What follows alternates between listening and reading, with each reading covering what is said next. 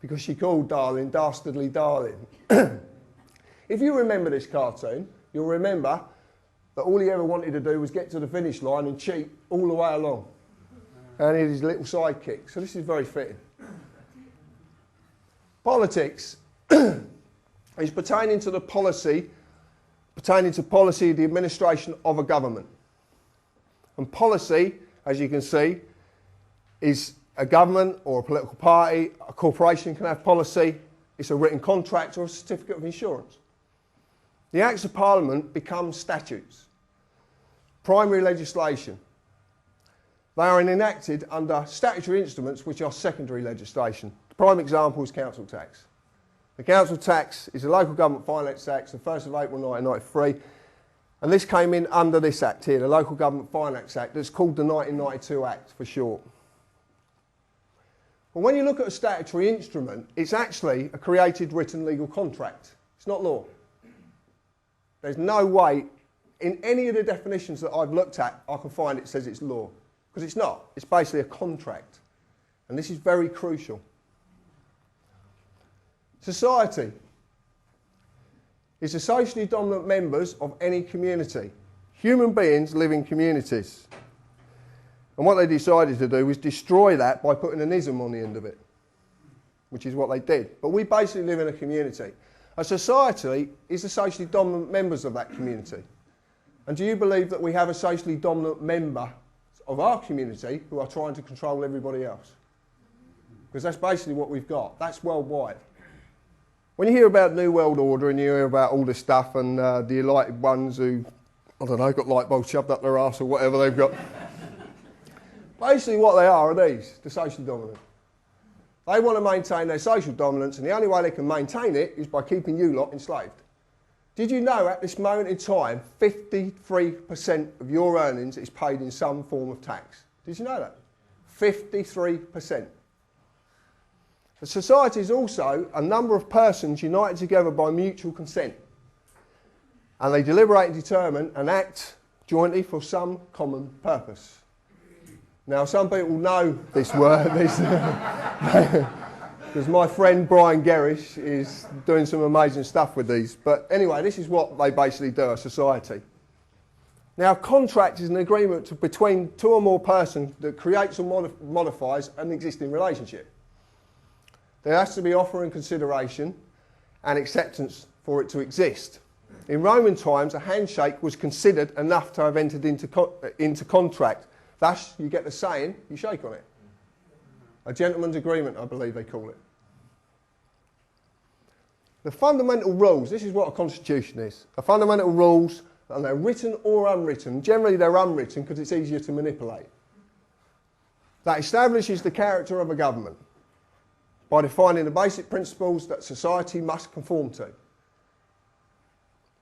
You were not given a choice if you wanted to join the society, because it was done at a time when you couldn't express a choice. But you were joined. When we define a statute, we find it's a legislative rule of society given the force of law by the consent of the governed. That means it's not law. Because nowhere in that definition does it say it's law. It actually says it's given the force of law. There's a big difference, a massive difference. Because it only becomes a force of law when you consent to it. That means it applies to you when you say yes. But if you don't say yes, as it is at the moment, they're not taking a lot of notice of it. But this is the facts. It comes from the neuter of Latin, and it's got a word that it comes from, is status. And does this world revolve around this word? Because it does. My world did. My whole world revolved around status. I wanted a better car than my next door neighbour. I wanted a better house. I wanted more money. And I wanted better this, bigger that, and I wanted more control. That's status. But status is a legal character or condition of a person or a thing. Now, I don't know if you know, but when you go back, right back, and you look at the Roman civilis law, you find that things were slaves. That's what we were classed as. In the 1200s, we were classed as things. But they couldn't contain us because human beings naturally evolve. So they had to evolve the slavery. This is where the person comes into it. By its own definition, you can see it is not law. It is only policy. There's a big difference between law and policy. There is a massive difference between legal and lawful. Massive difference. United Kingdom is a corporation. Now, since doing my Stoke talk, I've had a lot of people attack me over this because they're saying they can't find it on Company's House, they can't find it. But who owns Company's House?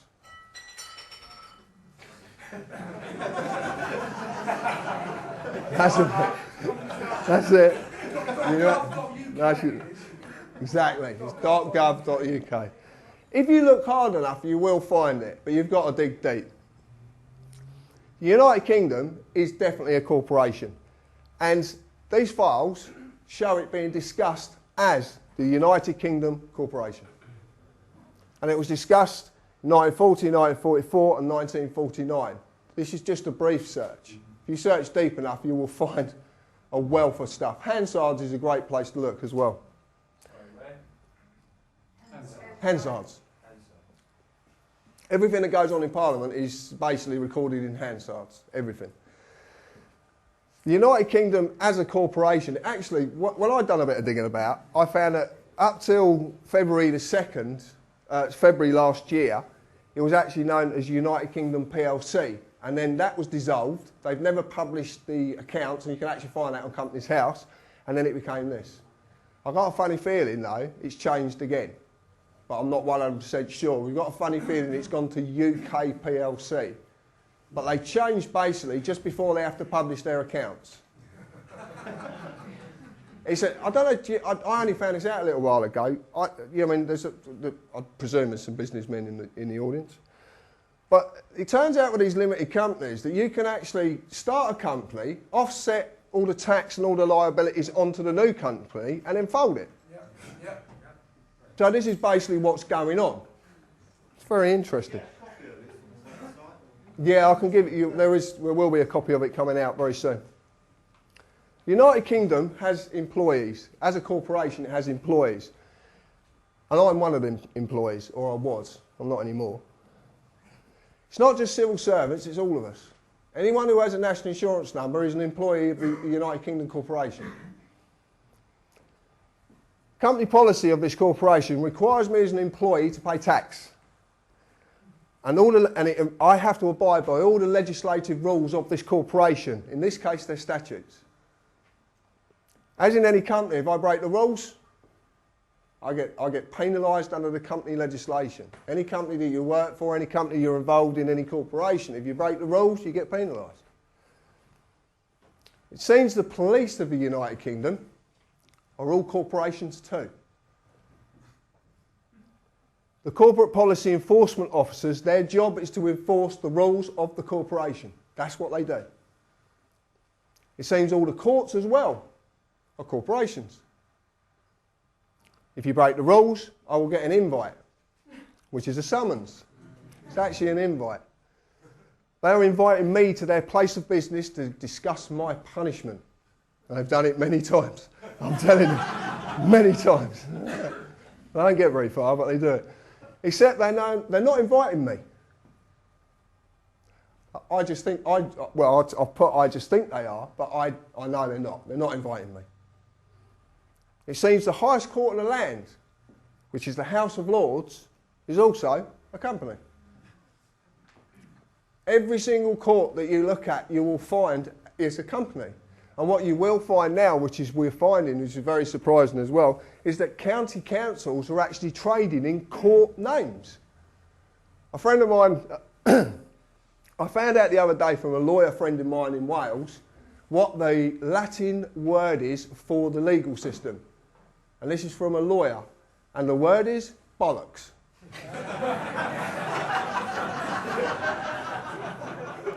And that's from a lawyer. And he's a statute lawyer. He's a statute lawyer. He's very annoyed at me because he says from 1996 he's basically wasted his life. But he's a good friend. But the House of Lords is a company. Right. Right, a company and a corporation are basically one and the same. The only difference is that a corporation will have a hierarchy that will basically say, this is the policy of this company and you have to adhere to it. Generally, a company, like I had a company, I traded in the name of John J. Harris Carpentry, I didn't have any rules, basically. Quite simple, that was it. You know. But a company... Eh? Rulers, yeah, basically. What it is, a corporation will say to you, X, Y, and Z, you have to adhere to it, but I'm not adhered to it. You just do, you know, you do as you're told. Basically slavery, that's basically what it is. This is very important, okay? This is very, very important. This gentleman here, this gentleman, is how I remember the police, okay? No. I do remember him like this, I do, because I've got a lot of friends still in the police force.